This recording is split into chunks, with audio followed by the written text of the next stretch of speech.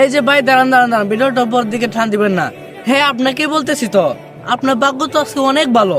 হ্যাঁ, আপনার ভাগ্যটা আজকে অনেক ভালো, কারণ আপনি আমার সাথে নবীজির একটা কালিমা শেয়ার করবেন এবং এই কালিমাটি পাঠ করবেন।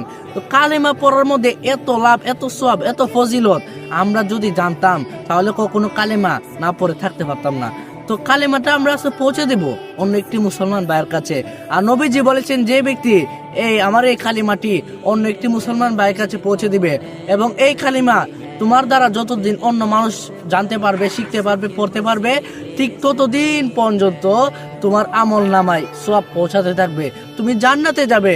তো সুবহানাল্লাহ। তো এই দোয়াটি কি, কালিমাটা কি, আসুন আমরা পাঠ করি কালিমাটা। আর কালিমাটা জানার আগে আপনি এই চ্যানেলে নতুন হয়ে থাকলে চ্যানেলটি সাবস্ক্রাইব করে দিন। তো আসুন না আমরা মধুর কণ্ঠে কালিমাটা একবার পাঠ করি। কালিমা লা ইলাহা ইল্লাল্লাহ মুহাম্মাদুর রাসূলুল্লাহ সাল্লাল্লাহু আলাইহি ওয়াসাল্লাম।